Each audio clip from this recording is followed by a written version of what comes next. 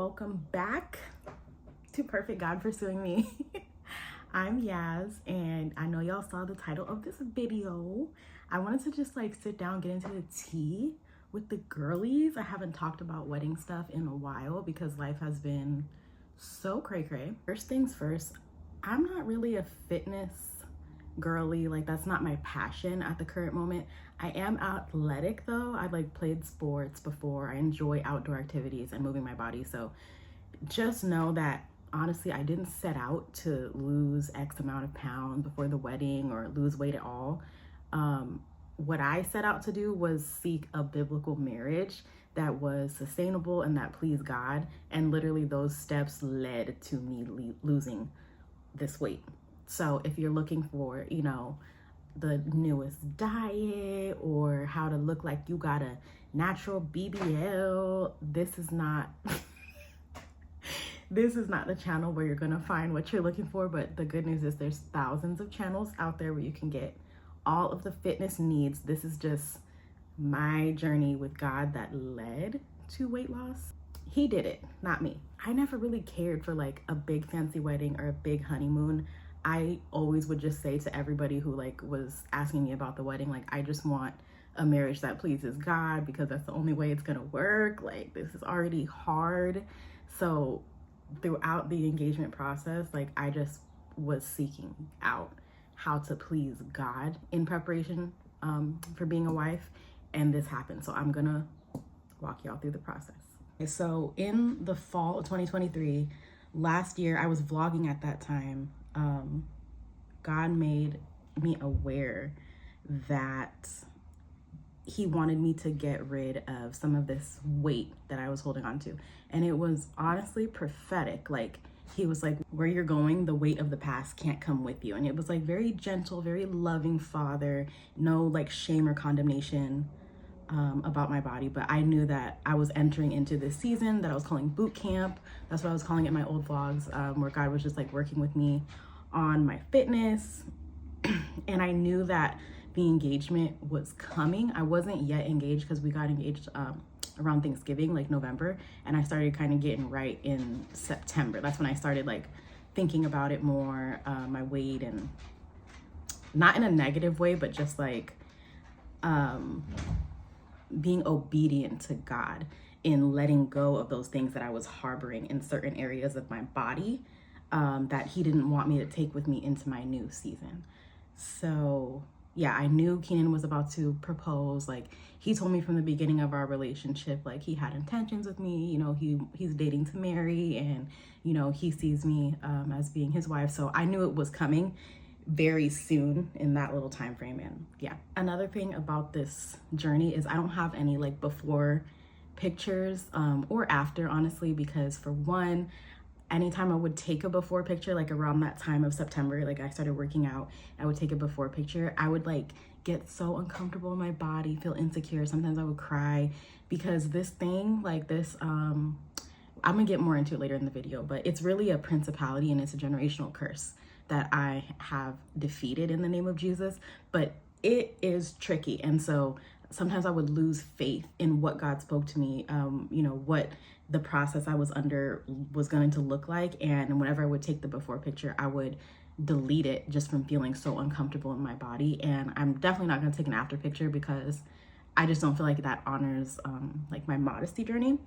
But anyways, also not that there's anything wrong with having before and after pictures, but for me, I'm not ashamed of the past version of my body. I love that version of me and my body, and I wouldn't have gotten here without her. So I just don't really like comparing my now to my before. It's just a journey, but I was still worthy even though I had extra 25 pounds on me, so I don't know. This is it's so hard being a woman, especially in this day and age with these cultural expectations. So what we're not about to do is shame the bigger version of me, not over here, sorry.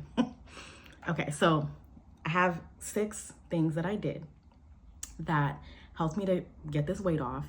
And one, there's this saying, and it's, you can't outwork your fork.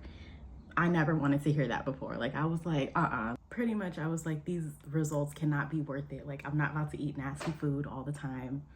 But as much as I like to do things in moderation, so I'm not like completely depriving myself of like, if I want to eat a chicken wing, I can eat a chicken wing, you know what I mean? But more so for me in my journey, it was about portion control. And this is like a cultural norm that I had to unlearn. Like a lot of probably like families where you're raised by immigrants probably relate to this, but in Filipino culture, like, you finish in that plate. Like, I don't care if there's 1 grain of rice left, like, eat it. Like, you don't leave food on the plate. Like, it's just culturally like not okay. So I had to learn as an adult, like, I can stop eating when I'm full. Like, I don't have to finish my plate anymore. Like, I'm not gonna get in trouble. Like, I can save it for later. Like, I can throw it away, you know, sometimes. So portion control was really big for me. Cutting back on sugar. So I have coffee every day.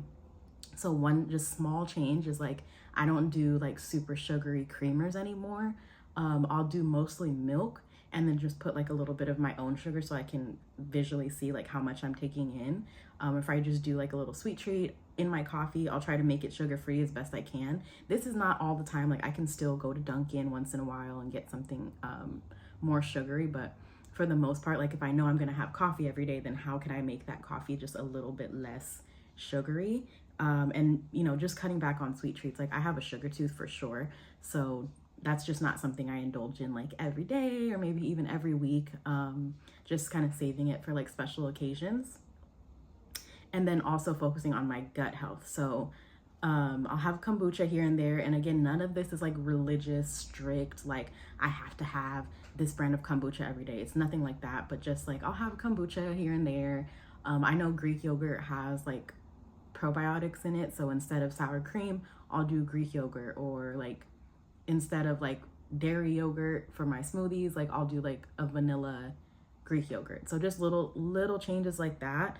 And then a lot more dark leafy greens. The second thing is that studies have shown, I'm not gonna like put all the research up here because I was kind of like a lot more into this in like 2020, 2021 on how stress impacts the way that you hold on to your weight.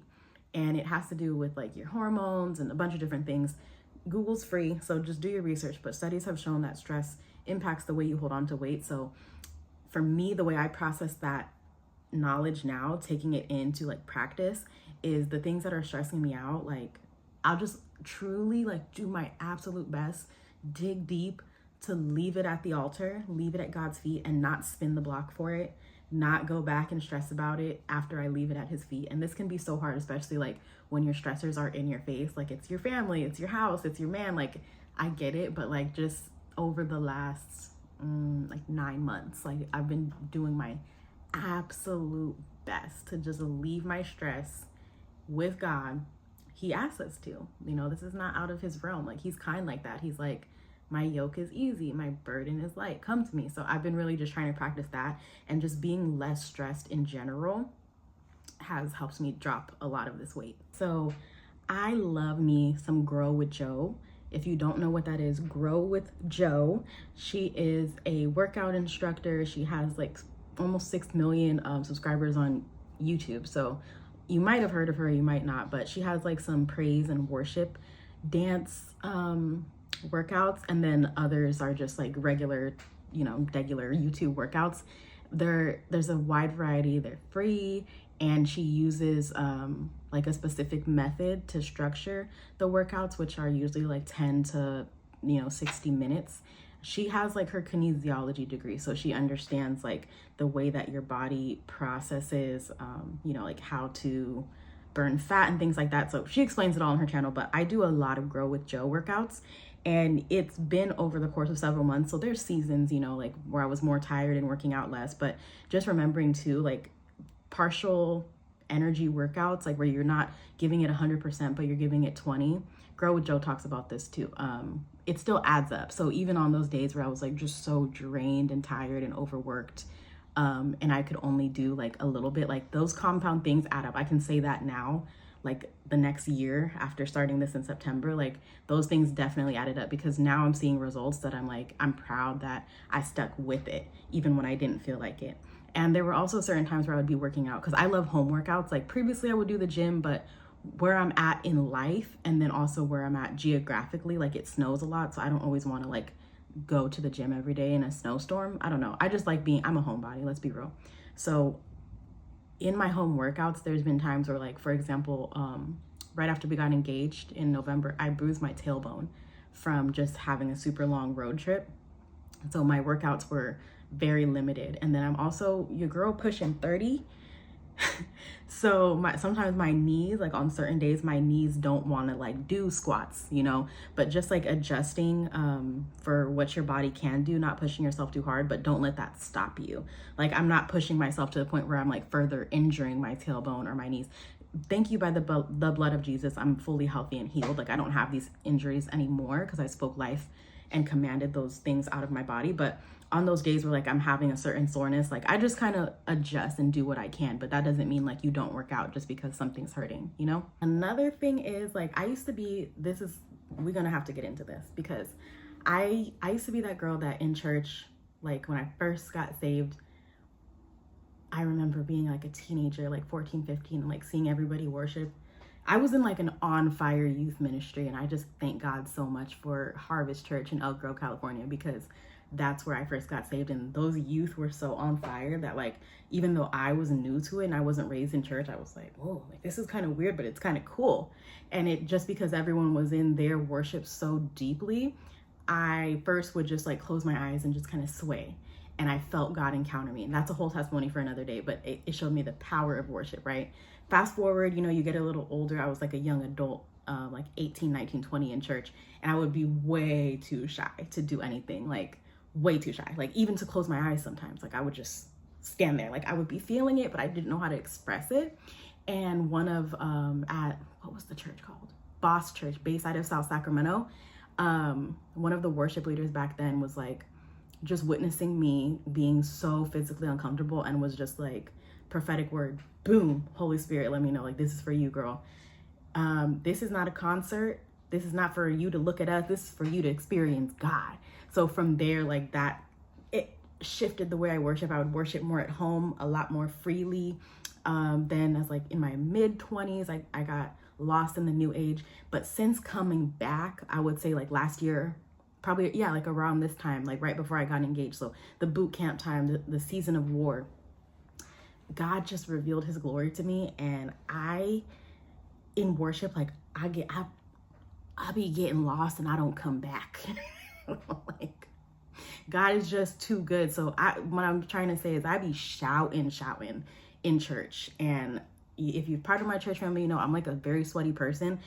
And like some of my like elders in church will just be like, girl, you got a good workout today. Like I pretty much am always leaving church covered in sweat, like after worship. And so my point is, like, I shout a lot and I worship a lot to the point of like looking crazy and lifting that aroma to God. So that's honestly, like, if I don't work out throughout a week, I know like I'm gonna be sore after Sunday's worship though. Like I'm gonna be covered in sweat after Sunday's worship, because he deserves all that, and it takes all that and more. He's been that good to me that like I'm gonna get undignified every time. So shouting is honestly part of how I drop this weight. So another thing is fasting, and I would just want to be very clear, like I do not fast for dietary physical reasons at all. Like if I never lost a pound, I would still fast. Like, but his ways are just good. Like he tells us to fast, and he sees the bigger picture. So it's like, if I'm getting a little bit more snatched from fasting, that's just an added benefit. Like I do it, for God and to slay my flesh and to show him that I love him and to obey his word. But I just so happen to like lose weight from fasting. And in this season of my life, I've fasted more than ever. And like I said, it just so happens that in, pursuing God and trying to build a foundation for a marriage that pleases and serves him, I happen to lose this weight. So that's not why I fast, but I do fast, and that's part of it. I've done a couple videos where I talked about fasting on this channel. There's a lot of different fasts. For years, I would do like social media fast, or just like no coffee fast because I love coffee so much, or no sugar fast. But recently, like it was my goal this year to like break that, just break through with my fasting. And like I knew God was calling me deeper in fasting. So I did finally do my first 3-day nothing fast. And I know that's like, for some believers, that's like not a big deal. Like oh, I don't be eating. I've been fasting since I was in the womb. That. To me, that was really hard. So I finally did my first 3-day fast this year. Glory to God. It was amazing. And yeah, I think I'm gonna have to throw that up quarterly because girl, that was different. Like now I'm just like, me and fasting is like this. It took me like 9 years, but now I get it, God. Like your ways are just so good. And it's not about the weight coming off. That's just a side effect, honestly. Like the benefits are just so vast. Just listen to him because he be knowing. And the last thing that I did to lose this weight is just drink tons of water. Like I know these tips are probably so basic. Like if you're looking for like some like instant gratification, like this is not gonna be it for you. But I drink a lot of water. And then when I do drink juice, I do my best not to drink too much like processed juice. My man got me a juicer, so I make a lot of fresh juices and just kind of like steer away. Like, you know, it's the little choices that add up. So I don't drink soda. That was a conviction from childhood. Actually, I haven't really enjoyed soda since I was a child. And then with juices, I try to do fresh juice, and I definitely drink coffee. Like I said, I try to limit the sugar in that and just drink mad buku dummy water, like as much as I can. I dehydrate easily. I sweat a lot, so I already need a lot of water, but yeah, I just drink a lot of water. Yeah, I was talking to my fiance about this video and like how I felt like God wanted me to create it. And he was like, so, wow, you lost all this weight. Like, what is your goal? And I was like, never thought about that because I never set out to even lose this weight. But honestly, my goal is to keep a healthy and modest heart posture. He was like, you're crazy. Like, that is not what I'm asking you. But yeah, I don't have a goal weight and I never set out to lose this weight. But what I mean by that healthy and modest heart posture is that, like, if I find that, you know, one day through this process, like I was going to work out, but my intention, like being real with yourself, like if my intention was I want to have attention from my man, I want his gaze, you know what I mean? Like I want to just attract that all that, I would have to bench myself. Like if my motivation and my intention was not right, like I just want to, here's what I mean by right. Like I want to feel good in my body. I want to honor the conviction God's given me. I want to be healthy. Like I want to treat my body as a temple. That's what I mean by right. But if I had an immodest attention, I would have to bench myself for that day because the result that I would be getting from that workout is not going to be worth the cost. The result would then become an idol to me because now I feel like I'm worthy of love. Now, because I've done this work, now I'm worthy of affection, and now I'm going to be, no. And I know to some of y'all, it's not that deep, but like I said, for me, this is bondage. This is a generational curse. This relationship to the male gaze, this body image, this self-harm through eating and these unhealthy habits, this is generational yoke that I'm breaking. So I have to tread these waters mindfully because I don't want to pass nothing down and I don't want to hurt myself even more with now all I've done is go from an idol of food to an idol of working out. No, I'm not doing that. So that's why my progress is a little slow. Like I said, from September to now it's July. So almost a year, because I don't want to just like harm my body or hop on a diet or, you know what I mean? Or just do what culture says to do. Like, nah, like I want to please God and I want to be right within myself. I want to have a modest heart posture. And modesty it's deeper than just clothes. 1 Peter chapter 5, verses 5 and 6. It says, likewise, ye younger, submit yourselves unto the elder. Yea, all of you be subject to one another, and be clothed with humility. For God resisteth the proud and giveth grace to the humble. Humble yourselves under the mighty hand of God, that he may exalt you in due time. I want to be clothed with humility. So if I'm working out just so that I look like I got a big butt in my clothing, like, can we be real? That's not humble. You know what I mean? So I don't know. Maybe I'm ruffling some feathers, but I don't want to work out just to feel like people are going to look at me. Like, I want to still be humble, even if I do get... Okay, Proverbs 31:25. It says, strength and honor are her clothing, and she shall rejoice in time to come. I want to because it's like, it's more than what you wear. Like, I want to clothe myself in strength and honor. Like, that's my mindset when I'm working out. And you know, I think that's what's going to sustain these results and keep me like mentally healthy as God prepares me to be a wife and a mother. So, you know, I've been in that Proverbs 31, and right after that comes Ecclesiastes 1, all is vanity. Like, it's for a reason that he put this word in this order, like instructions to women, and then you go to the next book and we're talking about vanity. Like, I feel like this could be a whole book. Like, in today's day and age, like the way that working out and having a dump truck, a wagon, has become such an idol, and vanity is like eating women alive. Like, I refuse. So that's my 2 cents. That's how I lost this weight. God bless you. I hope I ain't pissed you off too much, but if I did, take it to God in prayer, and I'll see you in the next video.